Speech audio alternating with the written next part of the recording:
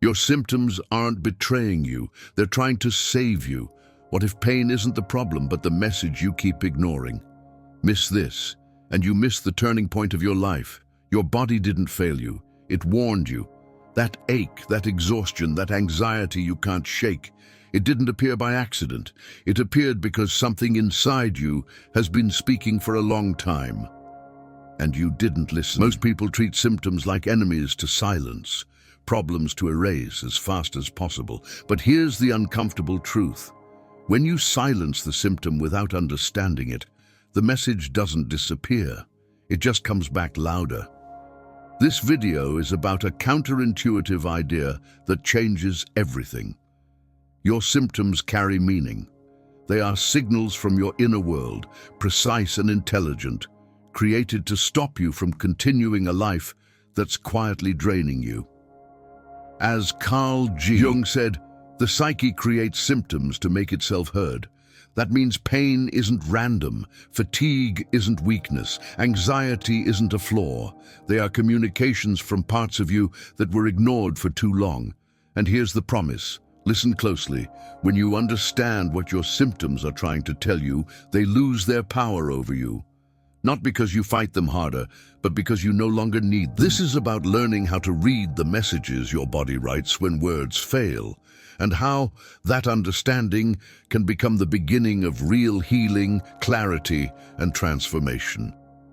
You've probably noticed this already, even if you never put words to it. Your body speaks before your mind is ready to listen. That tight chest, that stubborn fatigue, that ache that shows up right when life gets overwhelming, none of it is random. Your psyche is practical like that. When you ignore signals from your inner world, it reroutes the message through symptoms, and suddenly what was once a quiet whisper becomes impossible to ignore. Not because your body is broken, but because it's honest. Brutally honest sometimes. Think of your body like a loyal friend who keeps tapping your shoulder while you scroll past your own life. At first, it's gentle, low energy, restless sleep, mild tension. You brush it off. I'll deal with it later. But the unconscious doesn't work on deadlines you set. When ignored, it escalates. The message grows louder, heavier, more physical.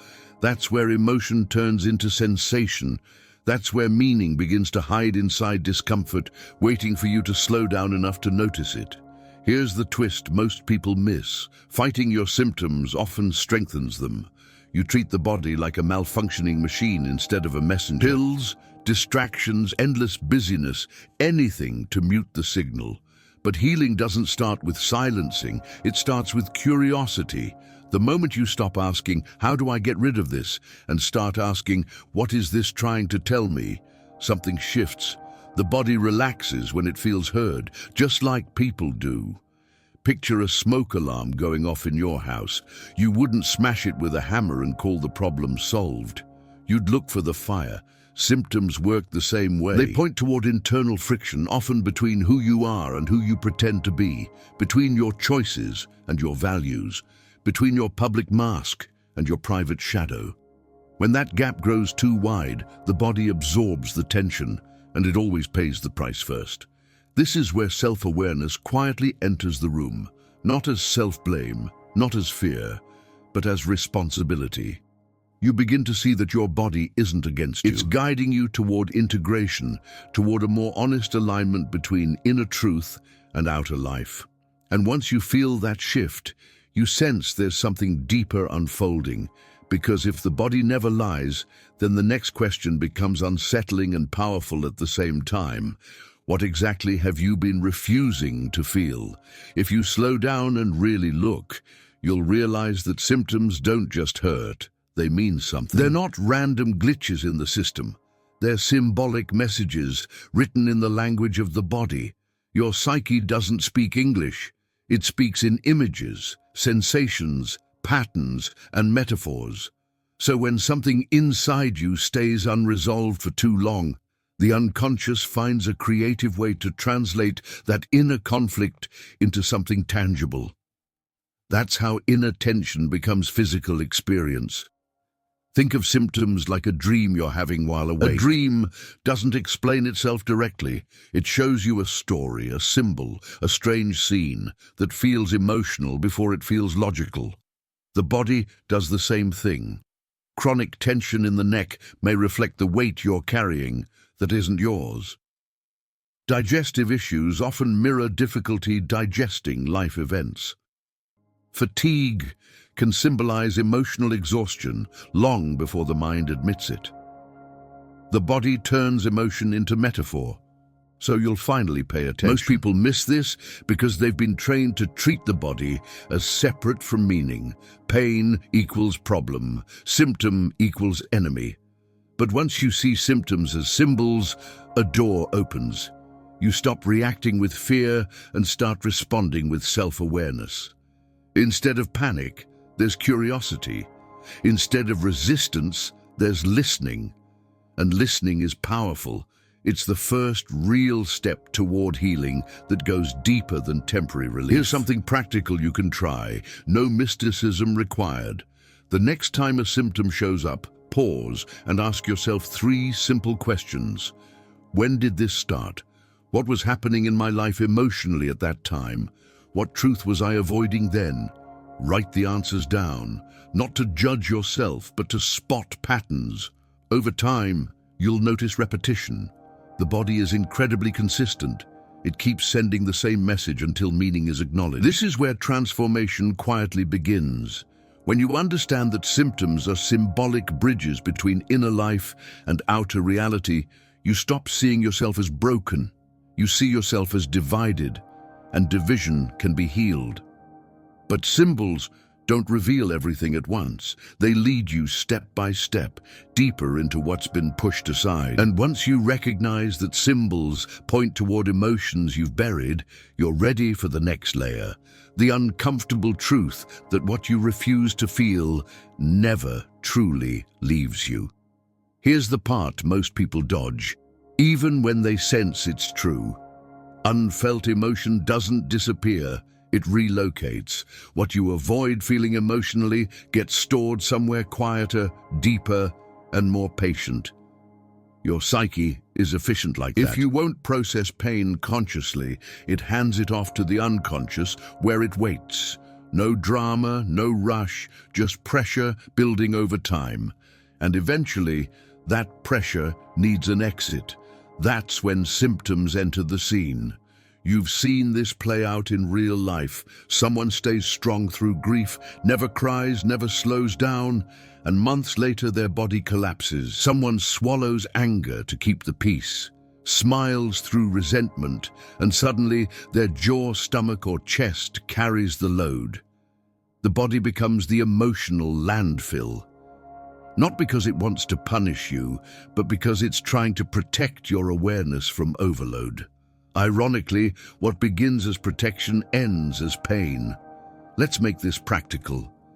Think about the last time you told yourself, "It's not a big deal," when it clearly was. Maybe a betrayal you minimized, a boundary you didn't enforce, a dream you quietly buried because it felt unrealistic. Those moments don't vanish. They lodge themselves into the nervous system. Over time, your body keeps score. Fatigue, tension, recurring illness, these aren't failures of strength. They're receipts from emotional debts left unpaid. This is where self-awareness shifts from theory to practice. Instead of asking what's wrong with your body, you start asking what's unfinished inside you. Journaling helps here, not the fluffy kind, but honest writing. Try this. Write 1 page starting with, "What I never allowed myself to feel was..." Don't censor it. Let the truth come out messy. You're not fixing anything yet. You're acknowledging. And acknowledgement alone often softens symptoms because the message is finally being received. When you allow feeling, something subtle happens. The inner conflict loses intensity. The body doesn't need to shout anymore. That's the beginning of real healing, the kind rooted in integration, not suppression. But here's the catch, and it matters deeply. Once you start feeling, you'll notice tension isn't random at all. It's often born from inner contradictions you've been living with for years, and that realization pulls you straight into the next layer, the quiet war happening inside you every day. At some point, the inner world stops being polite. It stops whispering and starts knocking hard. That's because the psyche has one priority above all else: balance. When your inner life is ignored for too long, it doesn't negotiate, it intervenes. As Jung said, the psyche creates symptoms to make itself heard. That line isn't poetic exaggeration, it's a psychological law. When consciousness refuses to listen, the unconscious finds another channel, and the body is always available. Think of it like a pressure cooker on low heat. At first, everything looks fine from the outside. You're functioning, you're productive, you're handling it. But inside, tension builds, conflicting desires, suppressed truths, unexpressed emotion. They all add pressure. Eventually, something has to give. The symptom isn't the problem, it's the release valve. It shows up not to destroy you, but to stop further damage. Strange as it sounds, it's an act of inner intelligence. This is why ignoring symptoms rarely works long-term. You might suppress them for a while. Medication, distractions, overworking, constant noise, but the message just changes form. Headaches become insomnia, anxiety becomes exhaustion, emotional numbness becomes physical pain. The psyche adapts faster than avoidance strategies. It will keep escalating until meaning is acknowledged, not feared, not fought, acknowledged. Here's a grounded way to work with this instead of against it. When a symptom persists, ask yourself, what in my life am I tolerating that my soul clearly rejects? A job that drains you, a relationship built on silence, a version of yourself that no longer fits. Write it down. Be uncomfortably honest. This isn't about dramatic change overnight. It's about restoring self-awareness so the psyche doesn't need to hijack the body just to get your attention. And once you see that symptoms are demands for truth, not threats, something else becomes clear. Many of these inner pressures don't come from the outside world at all. They're born from contradictions within you, opposing values, split identities, lives lived halfway. That's when you realize the real tension isn't stress. It's the quiet conflict you've been carrying inside. Sometimes life doesn't whisper, it slams the brakes. Illness often arrives not as a random misfortune, but as a forced pause when you've been running on autopilot for too long. From the outside, it looks cruel. From the inside, it's strangely precise. Your psyche waits until distraction fails, then uses the body to interrupt the pattern. That's why illness so often shows up when you're too busy to feel, reflect, or listen. The body creates stillness when you refuse to choose it. Think about how many people only stop when they physically can't continue. Burnout, chronic fatigue, unexplained pain, they become the body's emergency brake. Not because you're weak, but because your life has drifted too far from your inner truth. In that sense, symptoms are not the enemy. They're messengers saying, this path costs more than you realize, and if you listen early, the message stays gentle. If not, it grows louder. There's a hidden intelligence here. Illness often exposes the places where you've been betraying yourself quietly, saying yes when your whole body says no. Staying where you've outgrown the role, chasing approval while abandoning meaning. The unconscious notices these fractures long before your rational mind does. When the gap becomes unbearable, the body steps in to restore balance, by force if necessary. Here's a practical reframe that changes everything. Instead of asking, why is this happening to me? Try asking, what is this protecting me from continuing? That question opens self-awareness instead of victimhood. It turns suffering into information. Write down what your illness has made impossible, and then notice whether those things were slowly destroying you anyway. That's where meaning starts to emerge. When you see illness as a wake-up call rather than a curse, fear softens into curiosity. And curiosity leads to healing that goes beyond symptom management. But awakening comes with a cost. Once you're awake, you can't unsee the deeper issue. You begin to notice that illness isn't just about exhaustion or stress. It's often the surface expression of an inner battle you've been fighting in silence. Most inner suffering doesn't come from what happens to you. It comes from what's fighting inside you. Two opposing forces pulling in opposite directions. One part wants safety, approval, control. Another part wants truth, freedom, alignment. And you live in the tension between them, pretending it's normal. Your psyche feels that split long before you name it. The body becomes the battlefield where unresolved inner conflicts quietly play out as symptoms. You can feel this conflict in everyday choices. Staying in a job that pays well but drains your soul. Maintaining relationships that feel familiar but hollow. Saying "I'm fine" while your chest tightens every time you say it. These contradictions don't cancel each other out. They stack. The unconscious absorbs the friction. Over time, the nervous system stays in a low-grade state of war.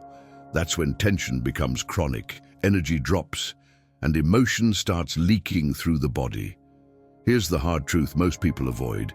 Inner conflict is exhausting, not physically at first, existentially. It costs energy to pretend, to suppress, to split yourself in half. The body pays that bill. This is why some symptoms don't respond to rest or treatment alone. The source isn't lack of sleep or vitamins. It's lack of integration. You're living divided. And division always demands payment. Try this simple but uncomfortable exercise. Write down one sentence, what I want, and another, what I actually do. Compare them honestly. The gap between those two lines is where symptoms often grow. This isn't about judging yourself, it's about self-awareness. When the inner conflict becomes conscious, it loses some of its power. The psyche relaxes when opposites are acknowledged instead of forced into silence. As you begin to see where you're split, something deeper surfaces. You notice that one side of the conflict often carries traits you dislike, fear or reject. Anger, vulnerability, desire, limits.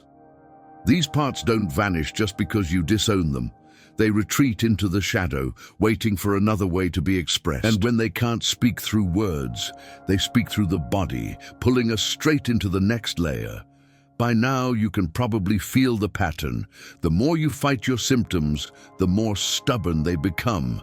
That's not coincidence. It's resistance meeting resistance. When you treat your body like an enemy, it doubles down. But the moment you stop swinging and start listening, something unexpected happens. The psyche softens, tension eases. Not because the problem magically disappears, but because the message is finally being received instead of rejected. Most people are trained to react aggressively to discomfort. Pain shows up, eliminate it. Anxiety rises, suppress it. Fatigue lingers, push harder. But that mindset keeps you trapped in a loop. You're responding to the alarm, not the fire. Listening doesn't mean doing nothing. It means changing the quality of your attention. Instead of panic, you bring curiosity. Instead of judgment, self-awareness. That shift alone changes how the nervous system responds. Here's a grounded practice that works surprisingly well. When a symptom appears, pause and silently say, "I'm listening." Then ask, "What do you need me to notice right now?" Don't force an answer. Let it arise. Sometimes it's an emotion you've been avoiding. Sometimes it's exhaustion you've normalized. Sometimes it's a boundary you keep crossing. The unconscious communicates subtly, and it doesn't like being rushed. Listening also means changing behavior, not just gaining insight. If your body is screaming for rest, rest isn't laziness, it's wisdom. If tension spikes around certain people or environments, that's information. Adjust. Protect your energy. This is where healing becomes practical, not mystical. Small acts of alignment, sleeping earlier, saying no once, speaking one honest sentence, can reduce symptoms more effectively than endless analysis. And as you practice listening, another realization hits hard. Some messages aren't coming from exhaustion or stress at all. They're coming from parts of you that were never allowed a voice. Parts you judged, buried, or denied for years. Once you stop fighting, you begin to hear who has been speaking through the pain all along. And that leads straight into the language of the shadow. There's a side of you that learned early how to stay hidden. Not because it was evil, but because it was inconvenient, too angry, too sensitive, too ambitious, too needy. So you pushed it down and learned to function without it. But the shadow never disappears. It adapts. What you refuse to express consciously finds another route, and very often that route runs straight through the body as symptoms. The psyche is honest like that. It won't let parts of you die quietly. Think of the shadow as emotional energy without a voice. When it's ignored, it doesn't behave, it rebels. Suppressed anger can turn into chronic tension. Repressed grief can show up as exhaustion. Denied desire can morph into anxiety. The unconscious doesn't care about social approval. It cares about balance. When parts of you are locked out of awareness, the body becomes the stage where they perform anyway. This is why some symptoms feel strangely personal, almost intentional. They show up in moments that force introspection. They interrupt patterns you've outgrown. They demand honesty. The shadow uses discomfort to say, "I'm still here." And the more moral, controlled, or put together you try to be, the louder that message can become. Not as punishment, but as a demand for integration. Here's a practical way to work with this instead of fearing it. Ask yourself, what traits do I judge most harshly in others? Often those are shadow qualities you've disowned in yourself. If arrogance triggers you, maybe you've buried your confidence. If dependency disgusts you, maybe you've denied your need for support. Bringing self-awareness to these reactions softens the shadow's grip. And yes, it can reduce physical symptoms over time. When you stop trying to be only good and start being whole, the body relaxes. That's real healing, not perfection, wholeness. But once you taste this shift, another truth becomes unavoidable. Insight alone isn't enough. Understanding the shadow gives relief, but lasting change requires something deeper, something that touches the root. And that's where the role of meaning steps in. Quiet, powerful, and transformative. Relief is easy to find, meaning is not, and that difference changes everything. You can numb pain, manage symptoms, and still feel empty underneath. That's because the body doesn't heal deeply through control. It heals through understanding. When your psyche recognizes that you've grasped the message behind the discomfort, it no longer needs to repeat itself. Insight becomes medicine. Not the fast kind, but the lasting kind. Think of two people with the same symptom.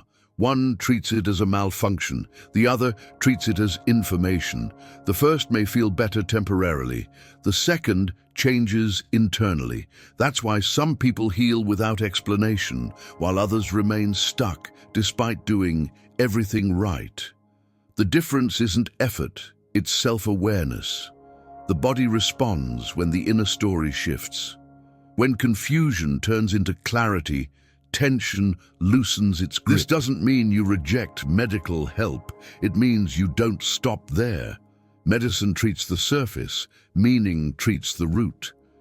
If your symptom forced you to slow down, to rethink priorities, to confront a truth you'd been avoiding, then ignoring that lesson brings the symptom back in a new form.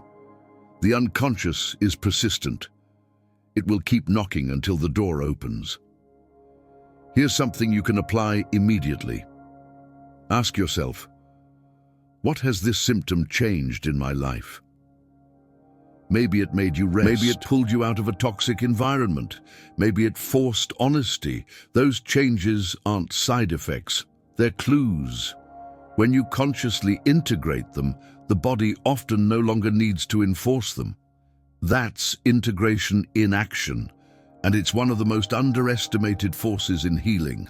And once you realize that meaning shifts energy at its source, you feel a quiet responsibility emerge. Because if understanding can dissolve pain, then symptoms aren't endings, they're invitations. Invitations to transform, to realign, to live differently.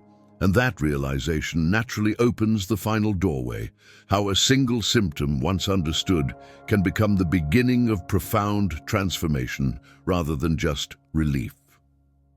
At some point, a subtle shift happens. You stop seeing a symptom as a flaw to eliminate and start seeing it as a turning point. That's when transformation becomes possible. Not the dramatic overnight kind, but the kind that quietly reorients your life. Your psyche doesn't want you stuck in survival mode, it wants growth.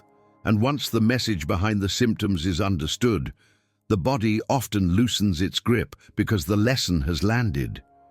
Think of a symptom like a road sign you ignored for miles. At first, it warned you gently, then it flashed. Eventually, it forced a detour.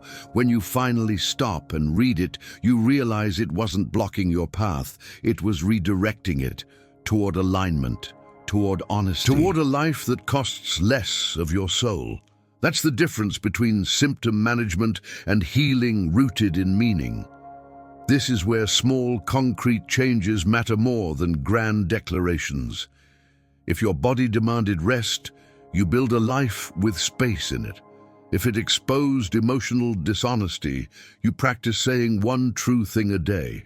If it revealed a split between who you are and how you live, you begin closing that gap slowly. These aren't heroic acts, they're consistent ones. And consistency tells the unconscious that change is real, not theoretical.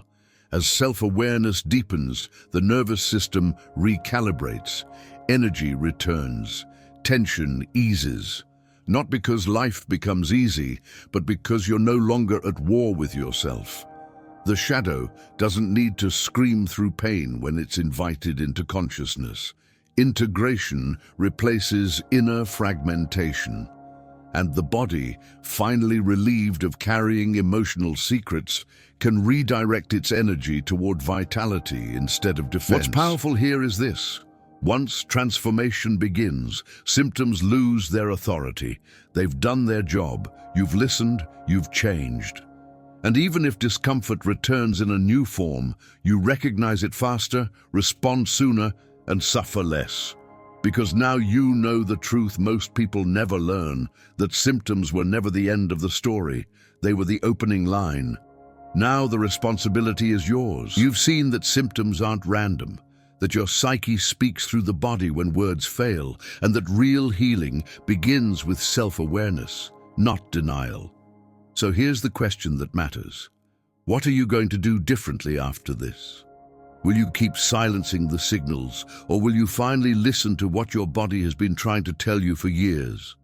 Take a moment, right now, and reflect. What recurring symptom has been following you?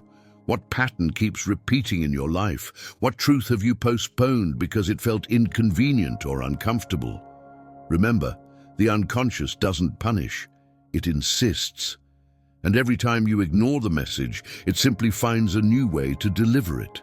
But once you extract the meaning, the body no longer needs to shout. Here's the provocation. If your symptoms disappeared tomorrow, would you live any differently, or would you return to the same habits that created them? Transformation only lasts when behavior changes. Start small. One honest conversation, one boundary respected, one moment a day where you choose alignment over autopilot. That's how integration happens, not all at once, but step by step. And now, I want to hear from you. What insight hit you the hardest? Which part of yourself have you been ignoring? What message do you think your body is sending right now? Share your thoughts in the comments. Your reflection might be exactly what someone else needs to hear. If this opened your eyes, subscribe to Mind's Silent Echo and activate notifications. This is where we go deeper, into the shadow, into meaning, into the quiet truths that change lives. Stay with us. The next message might be the one that finally sets you free.